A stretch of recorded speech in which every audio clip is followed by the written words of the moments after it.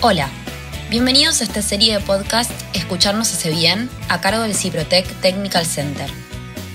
Ponemos a disposición de la comunidad la opinión, visión y apreciación de distinguidos profesionales de la salud en temas de actualidad y de la cardiología intervencionista. El objetivo de esta herramienta es nutrirnos de voces experimentadas para estar informados y actualizados en asuntos de salud, innovación, actualidad y el mundo que nos rodea. Los invitamos a este viaje juntos.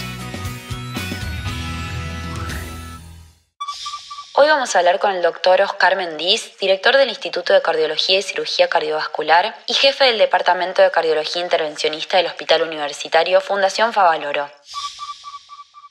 Hoy quería hablarles acerca de la pandemia del coronavirus o COVID-19 que hoy azota al mundo, poniendo un poco el foco no solo en esta pandemia en sí, sino en lo que pasa en nuestra sociedad, en nuestra profesión. Al principio, cuando los medios y las redes sociales nos contaban con epicentro en la ciudad de Wuhan, en China, estaba ocurriendo una epidemia con un virus llamado SARS-CoV-2, perteneciente a la familia de los coronavirus, todo nos pareció algo muy lejano. Frente a nosotros veíamos imágenes típicas de los films catástrofes, sin saber qué días después el mundo viviría la mayor emergencia sanitaria que ya lleva más de 130.000 muertos y 2 millones de contagiados. Recién cuando las cifras comenzaron a aumentar y la OMS lo catalogó como una pandemia, se comenzaron a encender las alarmas en el mundo, aunque algunos líderes de las principales potencias siguieron dudando acerca de la gravedad del tema. Podemos decir que también hubo dos tipos de reacciones entre la gente, los dirigentes y los médicos en general, que fueron bastante similares al resto de los líderes de Occidente. Aquellos que pensaron que sería algo muy similar a lo que había pasado con otras epidemias de gripe o en el peor de los casos como la pandemia del SARS, el síndrome respiratorio agudo severo en el 2003 y el MERS, el síndrome respiratorio de Oriente Medio del 2012, que había golpeado más a esa región del planeta. Y por otro lado, aquellos que empezaron a darle la trascendencia que hoy tiene el tema. Sin embargo, cuando la pandemia estalló por los aires en Europa con su tremendo y letal impacto, inicialmente en Italia y luego en España, produciendo un descalabro jamás imaginado en los sistemas sanitarios, entonces todo el mundo tomó una dimensión dramática y sucedieron cosas que jamás imaginamos. A algunos incrédulos, como el primer ministro del Reino Unido, Boris Johnson, la necesidad de los días de terapia intensiva seguro lo hicieron recapacitar. Algo similar que al presidente Trump. Ambos estaban viendo cómo se enfermaban y en muchos casos morían sus ciudadanos, el sistema de salud colapsaba, su personal sin elementos de protección suficiente en muchos casos enfermaba y moría. Así como el mundo casi se detuvo y aún no ha reiniciado su normal actividad, vimos imágenes que no conocíamos y que jamás imaginábamos que íbamos a ver.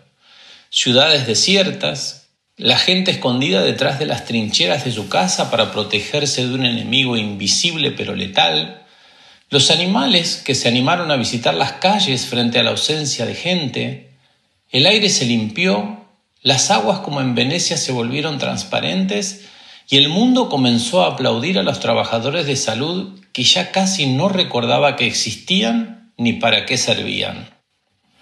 Los hospitales modelos de las grandes ciudades del primer mundo se desbordaron y vimos enfermeros enfundados en bolsas de residuos porque no había materiales suficientes para protegerse.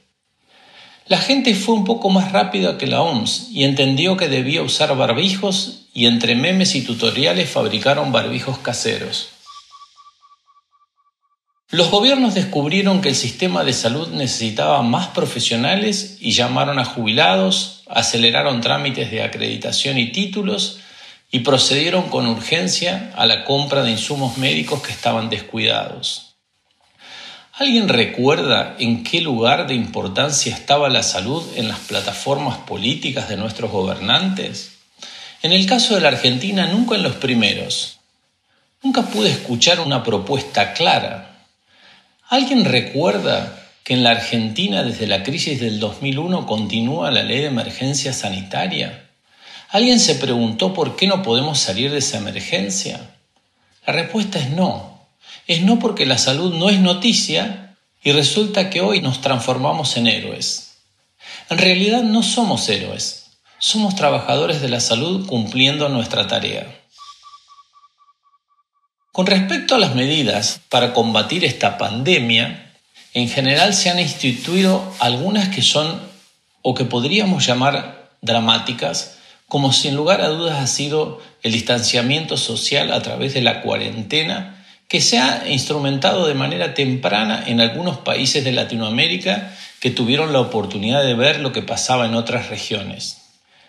La gente se fue atemorizando y con ciertas dificultades y retrasos en algún sentido, quizás por miedo y en otros por rigor o por falta de educación, finalmente logró adaptarse. Con respecto a las medidas generales, hay bastante consenso acerca de los cuidados y qué hay que hacer para protegerse y proteger a los demás. Quizás el uso masivo de los barbijos persiste hoy discutido, luego de que la OMS al principio dijera que eso no era necesario, pero sin embargo va ganando cada vez más adeptos. Con respecto a nuestra actividad médica, todos los hospitales establecieron diferentes triajes para recibir a los pacientes y tanto las sociedades científicas como diversas instituciones han generado instructivos para la protección de pacientes y del personal de salud. Por otro lado, los hospitales se vaciaron de los pacientes habituales de nuestra especialidad, la cardiología en particular, ya sea porque directivas hospitalarias o por falta de la consulta de los pacientes, tanto esas consultas ambulatorias o las intervenciones cardiovasculares cayeron drásticamente. Tal es así que la Revista Española de Cardiología mostró un registro realizado en nuestro país donde vieron una reducción de más del 40% del número de las angioplastías en el infarto agudo de miocardio. Y por contrapartida, algunas estadísticas muestran el aumento de la mortalidad por otras causas relacionadas al COVID, o sea, probablemente relacionadas a patología cardiovascular. Y así es sorprendente ver hoy que la mortalidad por COVID en la ciudad de Nueva York sea superior a la mortalidad cardiovascular. Pero quizás aún más sorprendente es que la mortalidad en los pacientes que llaman a la emergencia en esa ciudad ha aumentado drásticamente. Y eso quizás se deba a que las consultas están siendo demoradas y que en muchos casos son tardías. Los cardiólogos nos hemos visto arrastrados por el huracán COVID, pero debemos hacer un esfuerzo para llamar la atención a nuestros pacientes para que posterguemos solo lo que se pueda, pero que no demoremos el tratamiento de un síndrome coronario agudo, de una angina de pecho que no anda bien con la medicación, el implante de una válvula en pacientes que ya están con insuficiencia cardíaca o en una baja clase funcional, u otras urgencias cardiovasculares. Por otro lado, debemos trabajar y ordenar muy bien nuestros hospitales para que sean centros seguros, donde los pacientes puedan ir a solucionar sus problemas y no infectarse. También es importante que nos preparemos para una práctica segura. Recordemos que no somos héroes, que es nuestro trabajo, pero muchísimo menos que nos transformemos en mártires. No hay ninguna razón para ello. Cuando todo esto haya pasado, cada uno de nosotros, nuestras sociedades médicas, científicas o colegios, y la sociedad en general deberá reflexionar acerca de la salud. Los aplausos irán acallando.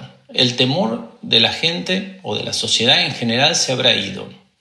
Y si no se hace todo lo que hay que hacer para revalorizar nuestra profesión y la salud en general no vuelve a tener un sitial prioritario para la sociedad y la clase dirigente, para que se hagan todos los cambios que son necesarios, por más profundos que parezcan, ni los muertos ni los mártires, que ya hay demasiados de ambos, y mucho menos los aplausos habrán servido y estaremos expuestos para que otra tragedia como esta nos vuelva a golpear. Mientras tanto, mucha gente seguirá el camino que ya otros emprendieron, que es el abandono de esta noble profesión olvidada y descuidada. Las imágenes descritas al principio, el miedo, el tiempo en la familia y aquel dedicado a la reflexión quizás nos haga mejorar. El ciclo de la vida va a continuar. Debemos abandonar nuestro egocentrismo y pensarnos en ser un poco más solidarios y poder realizar todos los cambios que necesitamos para una mejor salud, una mejor medicina. Para finalizar, me gustaría insistir a nuestros pacientes que aún ante la duda no dejen de consultar acerca de sus problemas potencialmente urgentes, ya sea de causa cardiovascular u otra. Y a todos mis colegas a mantener la templanza, el espíritu en alza, con la esperanza que esta pandemia y la crisis que ha provocado nos permita resurgir fortalecidos para el bien de todos. Agradecemos al Dr. Oscar Mendiz por tanta claridad y gracias a ustedes por acompañarnos. Los esperamos nuevamente en el próximo encuentro de podcast Escucharnos hace bien, a cargo del Ciprotec Technical Center.